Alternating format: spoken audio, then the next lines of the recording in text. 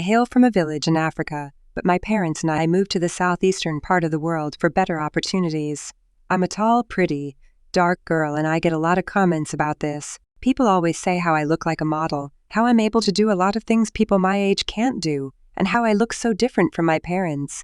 I never paid attention to this because I didn't think it was true, but as I grew older, I began to notice the difference between my parents and me. We had no similarities at all. When I turned 18, I started having these weird dreams where I would see creatures and structures that seemed like they were from underwater. They were calling me. I would feel forces in my dream pulling me, more like a marine call or something like that, or in my place. This is seen as a bad thing. It is said that these are demons and devils from the depths of the waters, calling you to take your soul or something of that sort.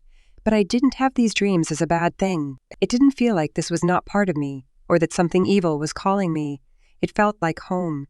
It felt like family. I felt like I wanted to go there, but I was scared that I might not be able to come back. I had these dreams for a while, and I just had to confront my parents and ask them about it. I asked my mom first, "Mommy, why do we look so different? Why don't I look like the pictures of Grandpa or Grandma, or you or Dad?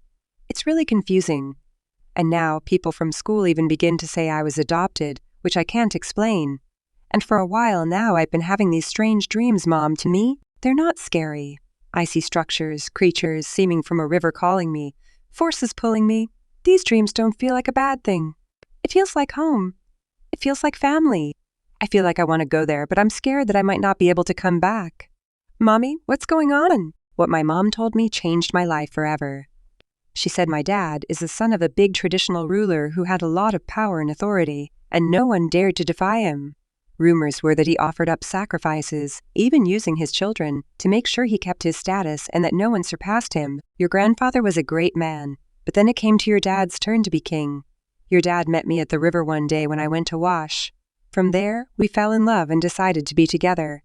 But we got married and years passed, and we were unable to have any child. Then the rumors sprouted up again, saying that your grandfather used his son's future children as sacrifices to the gods. A lot of bad things were said about us. So one day, I and your dad met with the chief priest of our village. He said he had nothing to do for us, saying we brought this upon ourselves. Sad and disheartened, we went home. But I couldn't give up hope so easily. I used to hear these rumors of how the gods of the waters gave children to barren women, and I saw this as a ray of sun in darkness. I told your dad about this, and one dead evening alone, we went to a sacred stream called Ijibodeja. We performed all the rituals as much as we knew, but it seemed it was useless. We saw nothing. As soon as we were about to leave, we heard a cry of a child. It seemed to be coming from the sand. I don't know for sure, but it was you. Our beautiful daughter. We picked you up, but then we heard a loud voice saying that at a particular age, you would have to come back to where you came from. We knew it would hurt us eventually, but we were ready for anything. I know this seems so unrealistic and sounds mythical, but my dear, that's how you were born. Our beautiful daughter who made us believe all the tales of old are actually true. It did happen. Mom explained a little more to me, and I found it hard to believe. I thought to myself, so my mom really isn't my mom. And silently, I went over to my room alone, pondering on what to do next with a life that isn't even mine. I continued having those dreams, but I didn't know what to do. I didn't speak to my parents for a while, and I think they understood because they haven't been bothering me much. I'm still in a dilemma. Should I answer this so-called call, or should I just go on with my life?